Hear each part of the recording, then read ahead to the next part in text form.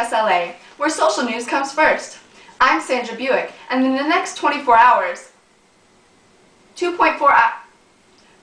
minutes, we'll be investigating social policy of the United States. What is it and how is it implemented? Our top story tonight, do Americans even know what their social policies are? What do you know about the social welfare system? I don't know a lot, but I know that that's how they get their health insurance and how they can go to the hospital and stuff like that. Thank you. Actually, the American social welfare system has been shaped by 4 factors. First, Americans have taken a very restrictive view on who is entitled to government assistance. This raises the question of who deserves it and what is a citizen's fair share. But this answer is not easily defined because everyone has a different opinion. Another factor is that social policy arrived late in American history compared to other countries such as Germany, who had programs in 1883, and England, who had programs in 1908. Congress did not pass a Social Security Act until 1935 because of the crisis in politics and FDR's push for more programs like this during the Great Depression. In American policy, the federal government has run welfare programs indirectly through the states by giving the states money. Also, non-governmental programs have played a large role in social politics through grants and contracts given to them through the federal government. One of the biggest issues today is the public's ignorance of what kinds of welfare actually do. We sent our reporters out to see if people could tell us the difference between Medicare and Medicaid. Do you know the difference between Medicare and Medicaid? No. No. No.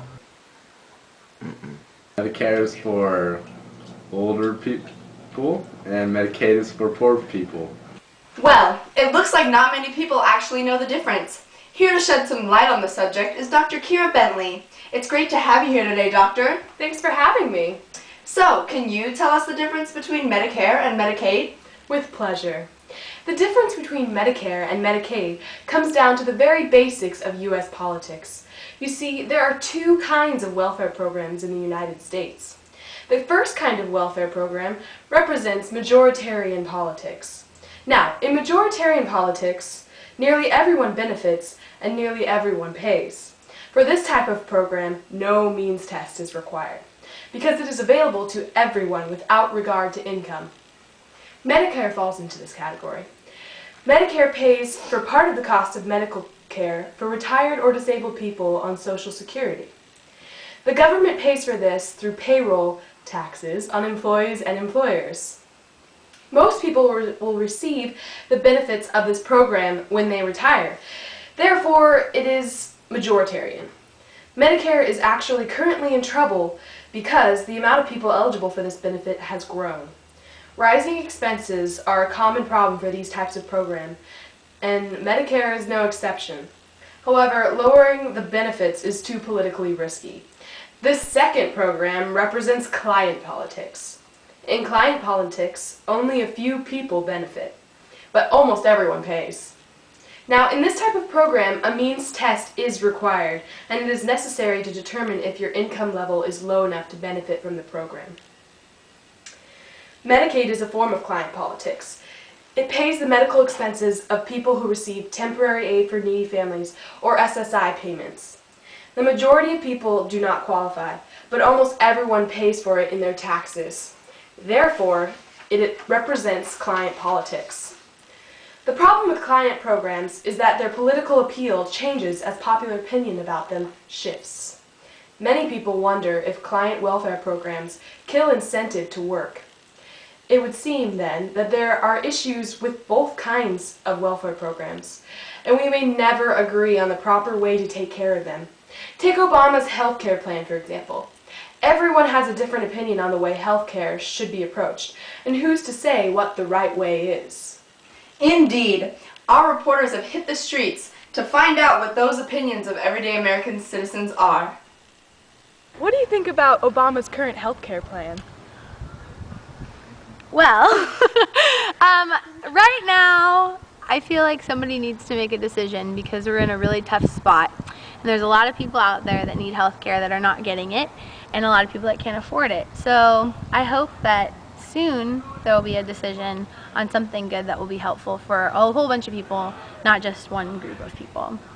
Well, I understand that all Americans need health care, but I also understand that I work hard for my money, and I have a job, and I pay, you know, for my health insurance. I contribute quite a bit to my health insurance, and I think it would be really difficult to do what President Obama is thinking about doing and revamp the whole system in the way that he's trying to do it. I think it would be, I don't understand how it would work. I would change the accountability and set up some sort of a mentoring process. If we are offering welfare resources and opportunities, then we really do have a follow-up system and making sure we keep people accountable. If we're not just handing out resource after resource after resource, instead of, you know, just giving everything out, but having a follow-up system and some kind of accountability. Thank you so much for your time. When we come back, we'll be with 3-time Chef of the Year, Daisy Peppercorn, who has brought an amazing recipe to share with us. And we're back with Chef Peppercorn. It's so great to have you here today. Thanks for having me. What are we cooking today? We are going to be cooking a Social Security soup, which it contains a lot of stuff, but it's worth it in the end, I think. So the first thing that we need to know about it is 9 random digits. Everybody has a Social Security number, but who can really draw Social Security? Do you know? Okay, interesting ingredient. So we also need to take the current income level. Kind of spicy area, but that's okay because we're going to tone it down later. Well, you know I like spicy. Well, maybe you like that one. I don't know. We also are going to throw in a bunch of tax dollars. Middle class tax dollars. We get a lot from here. Maybe more or less than some people like. I don't know. Topic of debate. Also, we get high income tax dollars. They could support more, in my opinion. Nobody else's. I don't know. Also, we get low income tax dollars. Interesting ingredient. It is. It's kind of bland and not really powerful, but it's there nonetheless. Another thing we get, 85 cents. Every little dollar, chopping it, taking 85 cents, putting it in the soup. By the way, the soup, it's at a simmer. I put it on 5 on my oven, but maybe nobody else does. Another thing we add in, age. How old are you? Personally, I'm 18, but that doesn't matter. What's your age? You add that into the soup, and you're gonna let it simmer for a while. You wanna go ahead and grab that whisk right there, and just slowly stir it. Kind of like a fudgy type thing that you stir. You just go ahead and stir it. No, slower. Slower. Slower. No, too fast. Not fast enough. No, oh, right there. Okay. Now, we're adding in a main ingredient. Main ingredient. Are you ready? Disability. We're adding it in. And super important. What does disability do for the soup? What doesn't it do for the soup? It adds in everything it will ever need. Disability. Bam! Okay. The next thing we need to add in, are you the spouse of a disabled person? You also qualify for Social Security. So don't worry, we're cooking for you too. Last thing we need to add in, unemployment. Are you unemployed? Personally, I have a job. I enjoy my job. I'm going to change professions, but that's okay. Do you have a job? You can drink the soup. You can eat the soup. You can do whatever you want with this soup if you don't have a job. Done. Okay, we can stop whisking it after like 5-10 minutes. It should be a nice glazy type fluid. It should be brownish in color. If it's not, that's still okay. You just did something wrong. Now, the next step in our little process is plating the food. And what you don't know about me, or you might know about me if you stalk me, which is creepy and I will get restraining orders, is that I am the world's fastest plater. Now, you may want to watch this skill. Careful, I've been known to get a little messy, but I can plate it pretty fast. Okay. Are you ready? Did you want to try a little bit first? Oh, yeah. Okay. Well, that is good soup. Thank you. Thanks. Okay, ready? Watch out, ready? Boom! Done! Plated. I did not see that one coming. Yeah, I told you I was quick. The thing is, though, we're still not done. You gotta add a little finesse to the top of it. Put a little spice in there. Yeah. So, a couple of these ingredients you may be familiar with. Maybe not. I'm not really sure. Okay. You wanna Actually, I Food stamps is a great program. It includes vouchers that they give to needy families who may have a lower income, and they can buy food at the grocery store. Just put some of those on there. Well, with food stamps, you're just gonna crush it up, sprinkle it on top. Okay. And then Simple enough. Anything else that you see that is familiar to you Well, in let any me way? I mean, there's a lot of This ingredient right here. stuff. Everyone has this in their household somewhere. Yes, the Old Age Survivors and Disabilities Insurance provides monthly payments It to does. what it says, survivors and disabled people. It does. It's pretty basic right there. And their surviving families. What can we do with this? This we're gonna tear it up. Just tear it up and just lay it on top. You don't need to. Another important program. Yes, but you don't need to slice it. No dicing involved. Just little tears of it, and you're good. Anything else that you realize? I don't. Maybe some of these may be a little foreign to you, so maybe you don't know.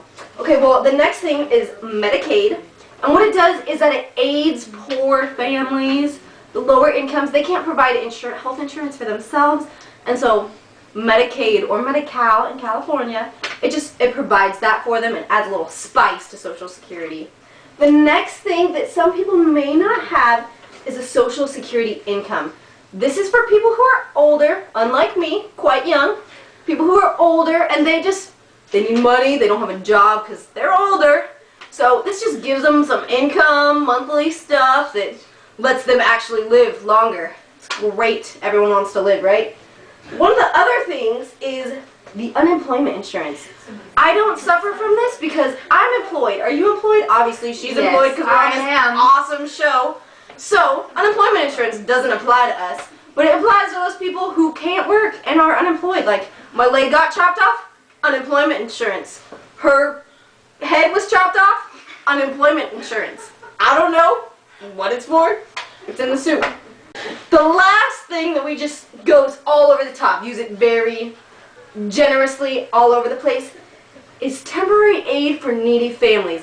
I don't have a family. I've never birthed a child. Don't plan to for a while. But if I did and I was needy, this would provide money for my kids, for me. I could live, I could be happy, I could grow old, and I would still have my leg. Life would be fantastic. And there you go. That's Social Security soup. Well, thank you. These are all very essential programs to the social welfare system. Thank you for being on our show. Thank you for having me. Well, that really was delicious. And now it's time for Windy Storm to give us our social forecast. In the weather forecast, we have Obama's healthcare plan.